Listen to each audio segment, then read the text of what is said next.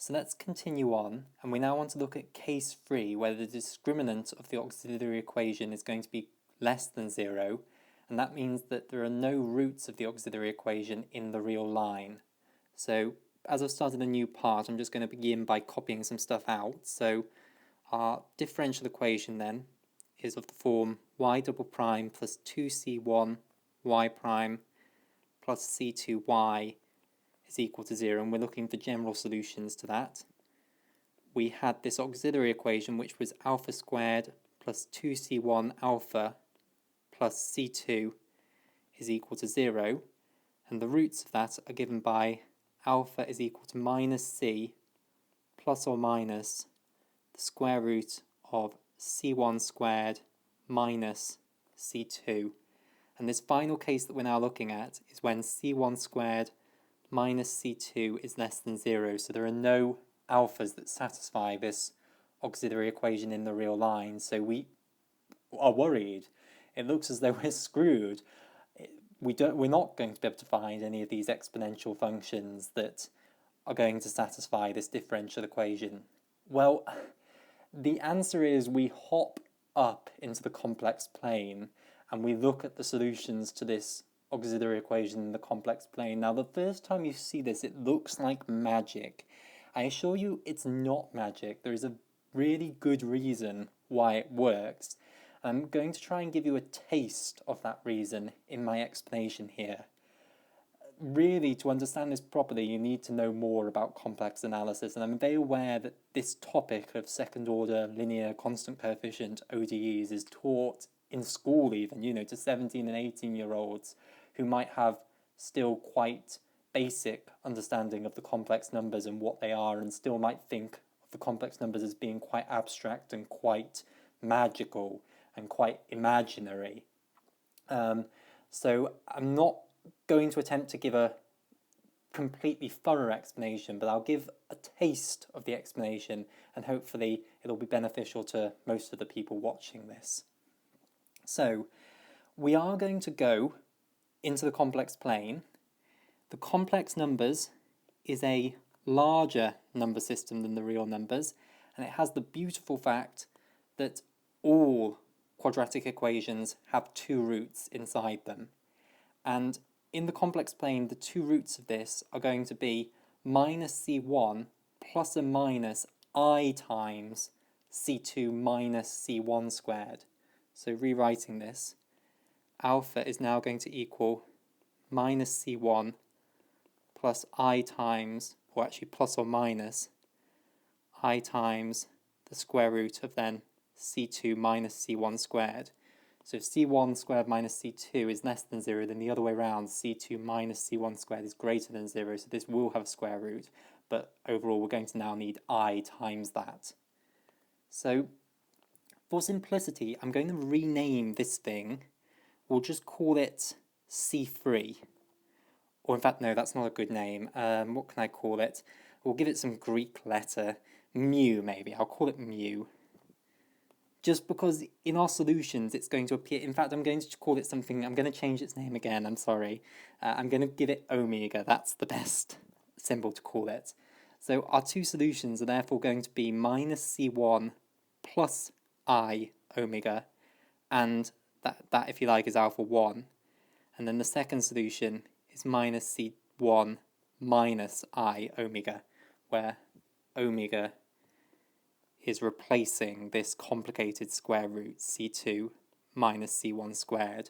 So I'm not doing any magic here, I'm just creating more notation to simplify things. So if I give you a specific differential equation with specific c1 and c2 values here, you could find this omega, it's equal to the square root of c2 minus c1 squared, and we're doing the case where c1 squared minus c2 is less than 0, so this thing is guaranteed to exist because c2 minus c1 squared will therefore be greater than 0.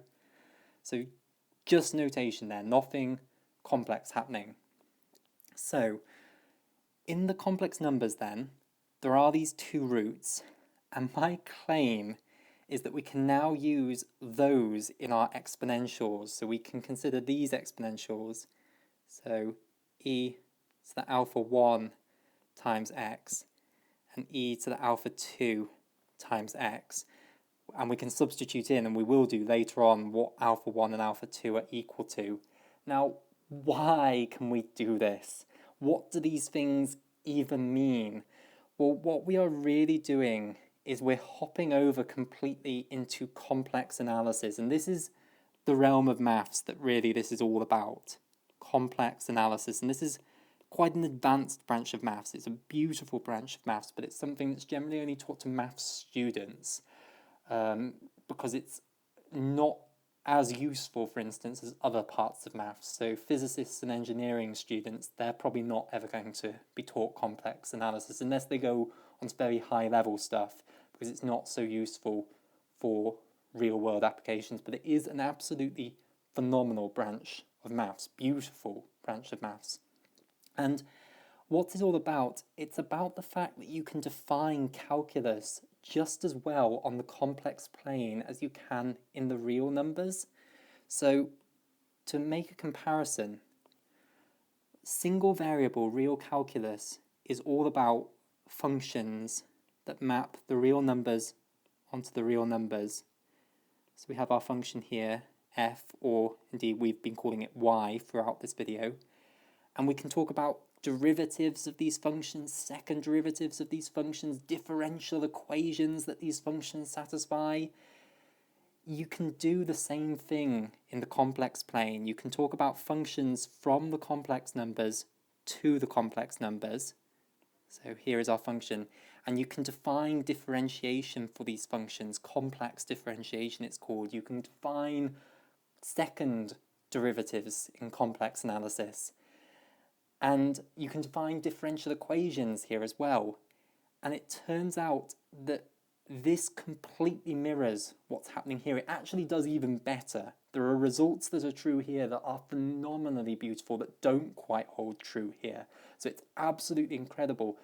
But the crucial idea is that we can take this differential equation here and view it as a differential equation in complex calculus. We can find a function in complex calculus, a function that's defined on the entire complex plane that satisfies this differential equation, and it's going to involve these complex exponentials that are perfectly valid functions in complex analysis, in complex calculus. And if you take these solutions that satisfy this differential equation in the complex world, and you take your initial conditions, so remember, we will have some initial condition, we'll have some real number x0, we'll know what its y value is at x0, and we'll know what its derivative is.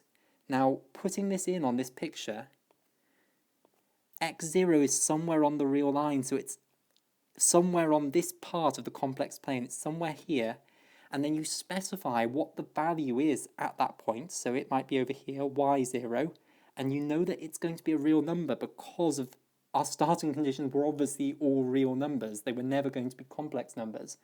So we know this point. Our starting condition is going to insist that this point is carried to this point by this function and that its derivative here is again a real number.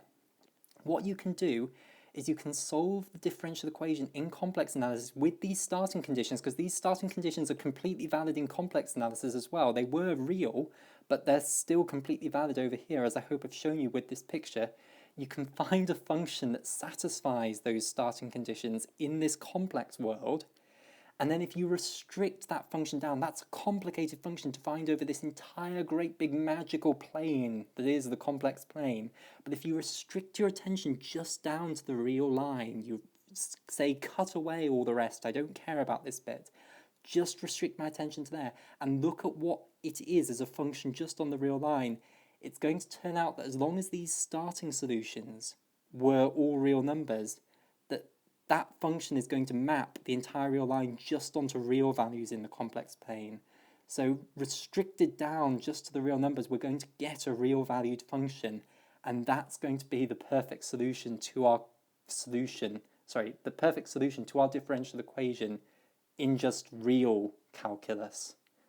So I hope I haven't confused you. You have probably just spouted a whole lot of drivel. But that's kind of what we're doing here. We're going up into the complex plane, solving the differential equation in the complex plane, and then restricting our attention back down to the real numbers. And it's going to turn out that the function restricted down to the real numbers is just a real valued function, and that's going to be the solution to our original differential equation in real calculus. So the next big thing that we have to talk about is these complex exponentials. So we have now got these solutions, alpha 1 and alpha 2, to this auxiliary equation in the complex plane. And complex exponential functions are defined. The exponential function carries over into complex analysis, and it is defined using Euler's famous formula. So if you want to know, there is this function, and we call the complex variable z rather than x. So z is some complex number here, and we can split it, and I'll go into white. We can split it into its real and imaginary parts. So it's some x plus iy, where x and y are just real numbers.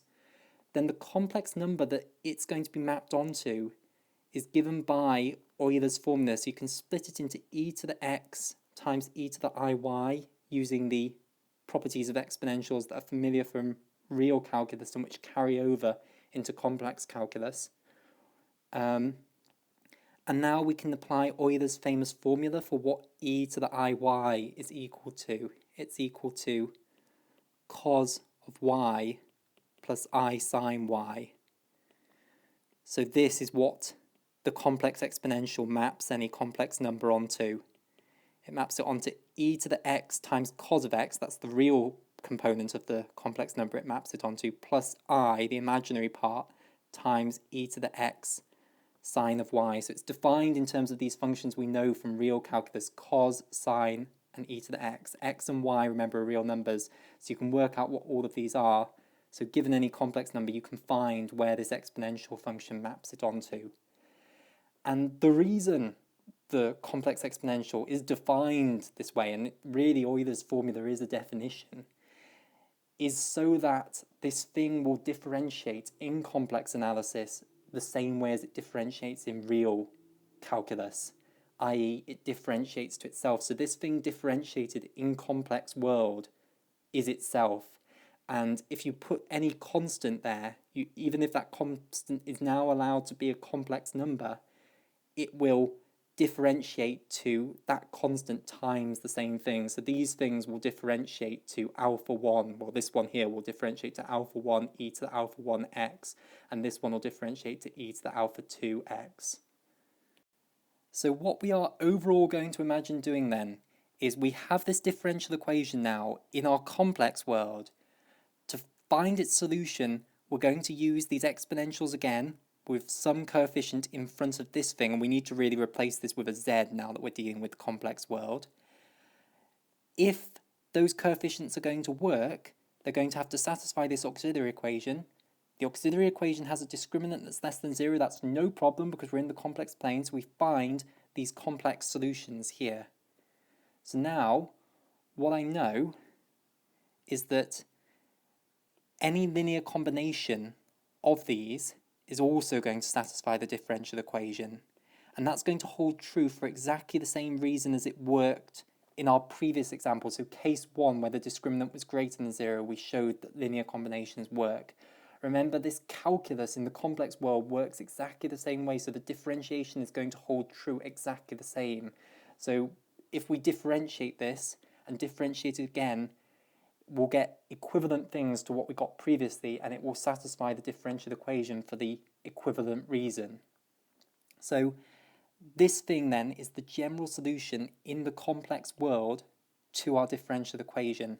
What we now want to do is restrict our attention down to just the real line. We don't care about all these general z's in the complex plane. We just want to make z a real number, and we want to see what happens. And at this point, we're actually going to substitute in what alpha 1 and alpha 2 are equal to in terms of these things. So doing this then, so we're going to replace z with x, where x is just now allowed to be a real number. This is us restricting this function down to the real line. So it's going to become ae, and now we're going to also substitute in for alpha 1 minus c1 plus I omega times x plus be to the, and now substitute in for alpha 2, minus c1 minus I omega times x. Now also please note that this general solution in the complex plane, these coefficients could have been complex numbers.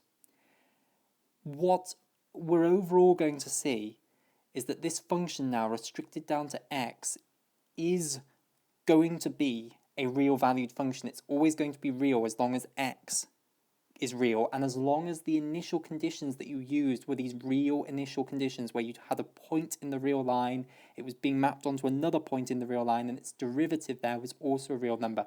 As long as those initial conditions are true, these numbers in here, these coefficients, and they might have ended up having to be complex numbers, those are going to be such that overall when you work this out for a real number x, it comes out overall as another real number. Now I'm not going to be able to thoroughly show that to you, but that is the way it works in complex analysis because of how much it parallels the real case. Really, it's because it's sort of a bigger version of what's happening in the real case. So that intuition that we looked at earlier about how once these three things are set and you're setting the differential equation, then it sets all of what the function has to be for the rest of the entire real line. All of that's still going to hold true in the bigger complex plane. That's the reason it's working. Now, in the bigger complex plane, it also turns out that it sets what it's true for everything else going out in any other direction into the complex plane. But it doesn't stop. It's still setting those values for the real numbers, and it sets them to the same thing as they would have been set if we were just looking at it in the real case. So that, I hope, convinces you of why this, even though it's a more complex function in this more complex domain, this bigger domain, it's still, when restricted down to the real line, going to just be a real valued function. And these coefficients, if you put in the particular starting conditions, you'll end up with complex numbers here that make it so that overall, if you put in just a real number here, you overall get a real number out. So let's follow this further. So we're going to pull out the minus, or the e to the minus c1 of x. So this bit comes out the front, so e to the minus c1 times x. And then inside the brackets, we're going to have a e to the I omega x plus b e, and then it's to the minus I omega x.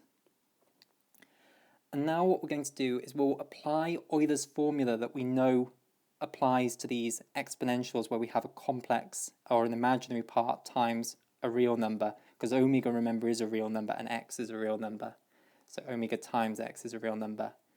So that will overall give a times, and then this is going to be cos omega x plus I sine omega x, and then we'll get plus b times cos omega, or rather it's minus omega x. However, cos of minus omega x is the same thing as cos of omega x because cos is an even function, so that's just cos omega x. And then sine, meanwhile, is an odd function, so sine of minus omega x is going to be minus I sine omega x, like so.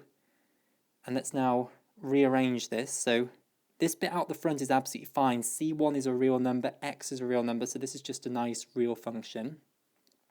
Let's collect the cos and the sine terms together. So we're then going to have a plus b cos omega x plus, and then we've got the imaginary terms, or the sine terms collected together. We'll have a minus b times sine of omega x. Now hopefully I've already convinced you that this does have to come out as a real valued function if x is a real number. So these coefficients, this a plus b, these were, remember, complex numbers. A and b were complex numbers. They had imaginary components, and they were going to be selected from our starting information that was going to give us a particular solution in the complex world. And because of what I've already said about how when you restrict your attention just to the real line, it has to be the same as what you would have got applying the differential equation to your starting conditions just in the real line, it has to be the case that these coefficients that you've overall got here, when you look at these things, so a plus b, and you look at I times a minus b, these things overall have to come out as real numbers. So we can now replace them with c and d here. And this is then the final general solution to your differential equation when the discriminant is less than 0 for the auxiliary equation. So it's going to be, and I actually, I'm wondering about using something different to d and e, c and d, because we've already used c a lot, so I think I will actually get rid of this c and this d. We'll call them t and s, just so that they're totally different. So they're just real numbers, real coefficients in front of the cos and the sine. So it's going to be of the form e to the negative c1 of x times t cos omega x plus s times sine omega x. And even now I'm regretting my choice of s. It does not look good in front of there. But these are just real numbers. So let's copy this out back at the top where we started with our problem. So we've got this differential equation. Here's the auxiliary equation. The discriminant is presumed to be less than 0. In this case, the general form of the solution to this is y is equal to e to the negative c1 of x, or times x, times, and actually I'm going to rename those coefficients. I'm actually going to go back and use a and b because this is usually how people write it. But remember, these a and this b are not the same a and b that we had there, which were complex numbers. They're now just real numbers. We're just using the same symbol because this is how people generally write the general solution. So it's times a cos omega x plus b sine omega x, where a and b are real numbers. And omega is given by this formula here, so it's the square root of c2 minus c1 squared, and remember that will always exist because c1 squared minus c2 is less than 0, so c2 minus c1 squared is going to be greater than 0, so you can take its square root. So that's what that omega there needs to be. So you give me starting conditions, I will be able to find you an a and a b that satisfy those starting conditions, and that then will be your particular solution. So again, the way you see that is just put in y0 here, put in x0 here, and all of these complicated things are just going to become numbers. So you're still just going to have linear equations in a and b. And likewise, when you differentiate this, you'll again get another linear equation in a and b. You solve those two simultaneous linear equations and you'll get what a and b you need for your particular solution. So this is the general solution. You can get a particular solution, and it's a real valued function. So we've now finished the discussion of the homogeneous cases. We now know, given any homogeneous second-order linear constant coefficient ODE, how to solve it. We have a formula for its general solution. It fits into one of those three cases, and we have the general solution for each of the three cases. What we now want to do is look at the inhomogeneous case, which I'm afraid is much more complicated and is a massive topic in its own right, and we're only going to scrape the surface of this. So let me remind you of the inhomogeneous case. So without loss of generality, I can again divide through by that coefficient a in front of the y double prime term, so we'll get rid of that. I can also, without loss of generality, call c1 half of the coefficient in front of y prime, rather than calling it the whole coefficient c1. So I can write this plus 2c1 plus c2y, but this time instead of it equaling 0, it's going to equal some function of x. So this, for instance, could be x squared, it could be sine of x, it could be cos of x, it could be e to the x. It could be some really horrifically complicated function of x, like e to the negative x squared. And these differential equations are called the inhomogeneous case, and they are much more difficult to solve. And the way I'm going to illustrate how you do this is with an example. So I think we'll take the example of sine of x seems a good enough one.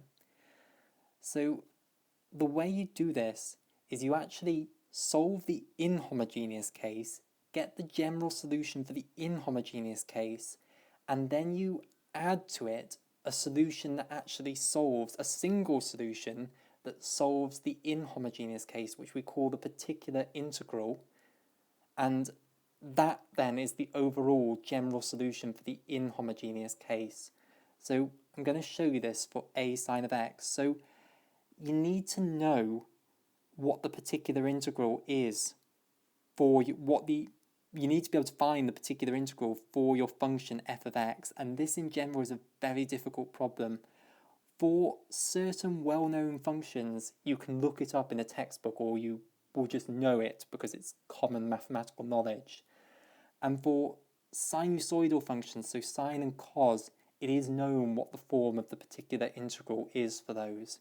So if you have something like sine of, I'm not going to call it, or actually I will call it omega. We'll use omega bar because we've already used omega previously. So sine of omega bar times x, if you've got something like this, or cos of omega bar x, and these are common things to have in this position, by the way. These problems are relevant to physics, relevant to forced harmonic motion. So these are common things to have in this position, which is why I'm focusing on these two as examples. Then the particular integral is going to be something of the form a sine omega bar x plus b cos omega bar x for both of those cases.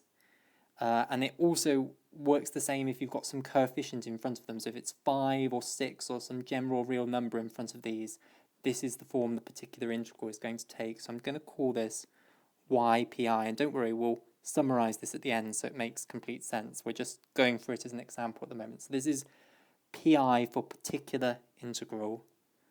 Write that down. Particular integral. It is, I'm hypothesizing, and this is guesswork again, finding these particular integrals. As I say, someone has previously gone through loads of classical calculus examples and has worked out what the correct particular integrals is, and you can now go and look them up in textbooks or just know them, such as this one, which is worth knowing. So what I'm going to show you is that I can now use this function, put it in here, and it will give me out this sine omega x, or sine omega bar x. So I'm imagining now that my differential equation is this thing here is equal to sine omega bar x.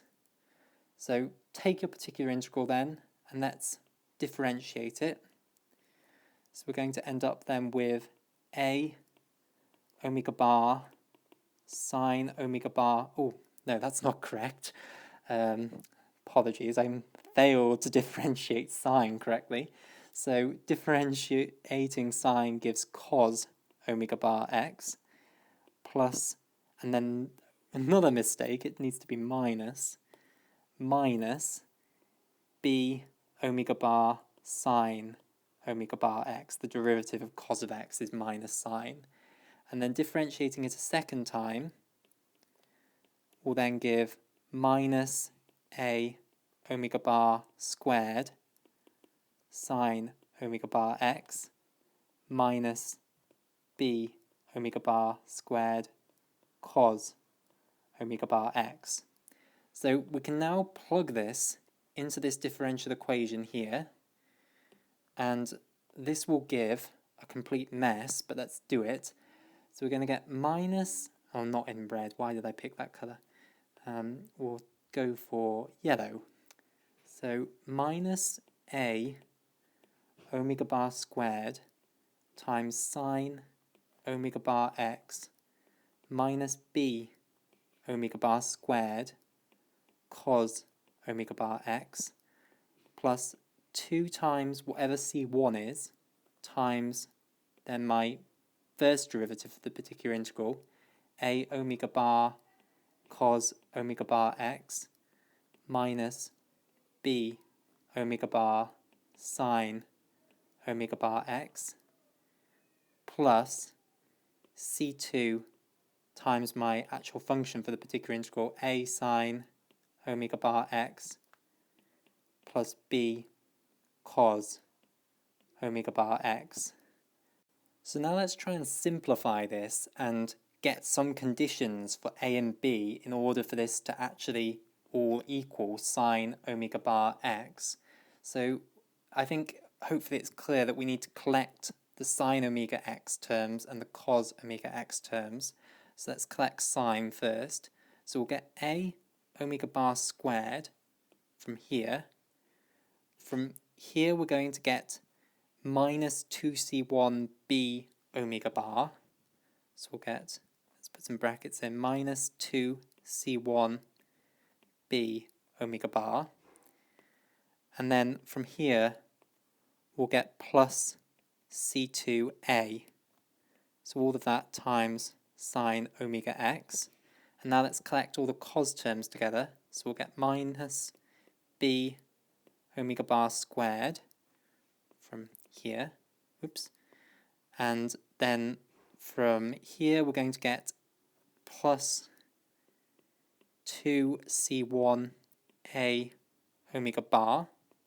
So that's that. And then finally we're going to get plus c2 times b. So all of that times cos omega bar x.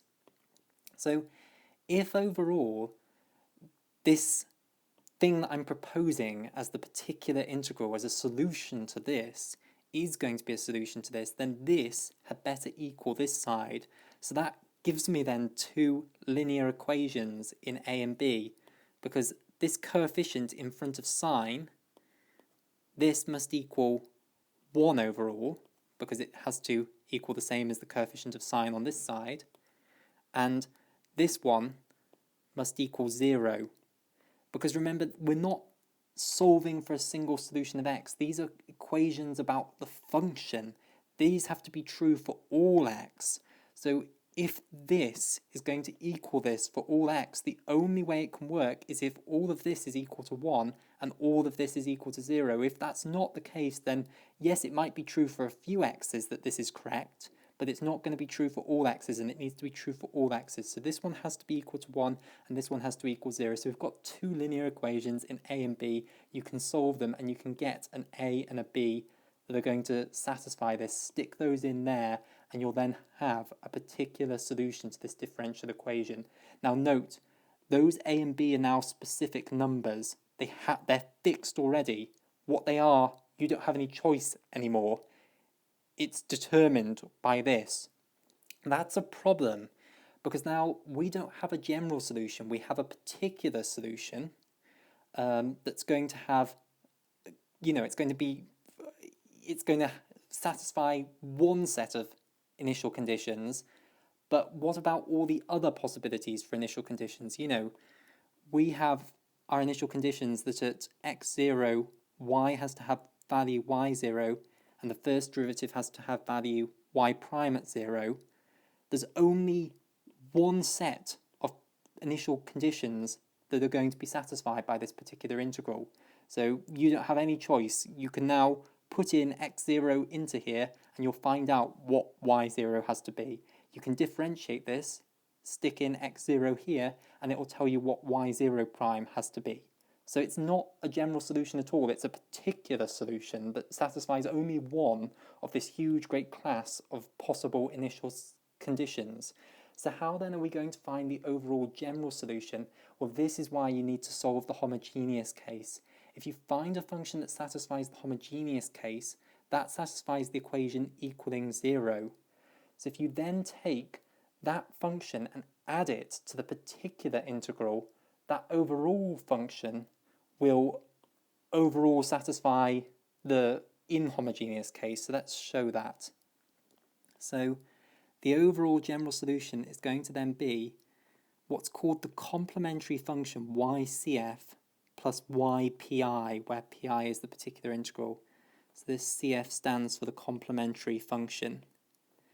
And that just means the solution to the homogeneous case. So we've been through the 3 different cases that you come across when you're solving the homogeneous case, and each of them gives a general solution with 2 free parameters, and that means that you can take any initial conditions and you can make those parameters work so that your solution overall does satisfy your initial conditions, whatever your initial conditions are. You've got enough freedom with those two parameters that your general solution is going to cover every possible initial condition. So this is we call this the complementary function. So it's just the general solution to the homogeneous case, and then it's plus this particular integral, which is the one solution that you've managed to find that actually does satisfy the inhomogeneous case. And I claim now that everything of this form is overall going to satisfy the inhomogeneous case. And the reason is, of course, the linearity of differentiation. So differentiating this, you're just going to get that it's the derivative of the complementary function plus the derivative of the particular integral. Differentiating it again, you're just going to get the second derivative of the complementary function plus the second derivative of the particular integral. And now you can see that if you put these things in here, it's overall going to split into two parts. I don't know where best to write this.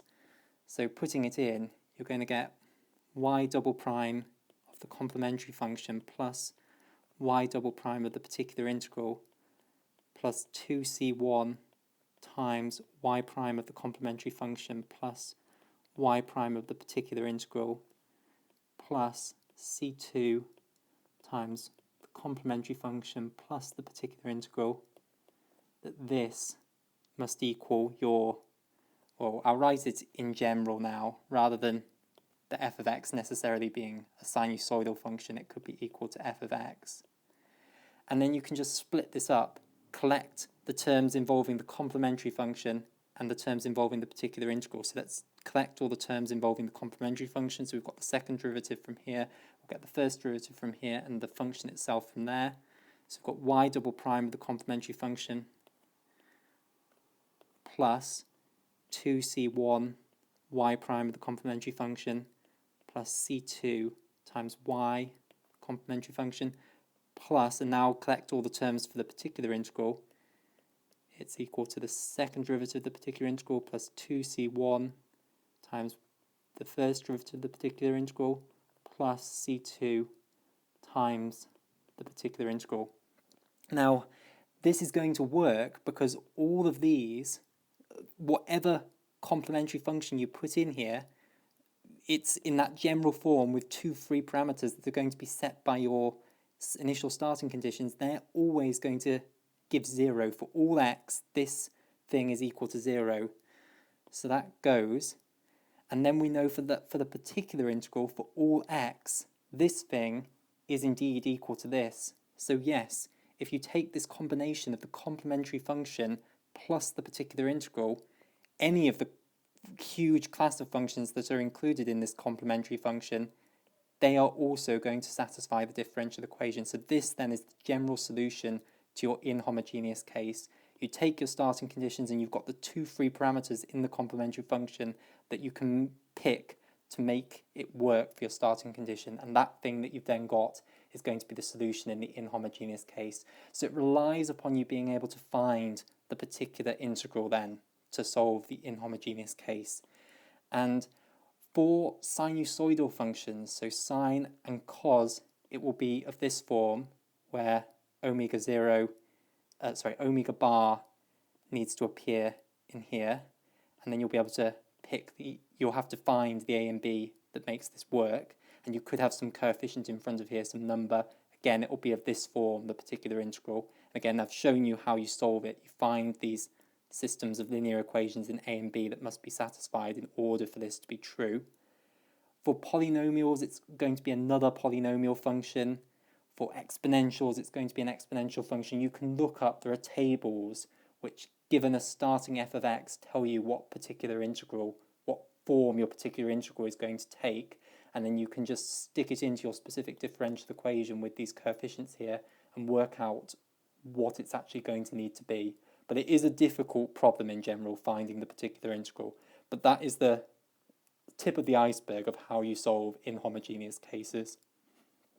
So just to summarise that one final time before we finish, if you have a inhomogeneous second order linear constant coefficient ODE, then the way you find the solution is you find a solution that is called the particular integral, and there are tips and tricks given a function f of x here for what that particular integral should be, we've looked at the example of a sinusoidal function where the particular integral will be of this form, and you just need to find the a and b that works for your particular differential equation, given the coefficients c1, c2, and what you have in front of the sign.